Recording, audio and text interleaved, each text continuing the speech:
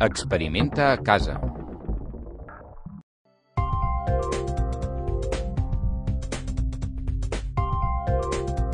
L'atracció electrostàtica entre les molècules d'aigua provoca la tensió superficial i s'origina gràcies a l'atracció entre l'hidrogen d'una molècula i l'oxigen d'una altra.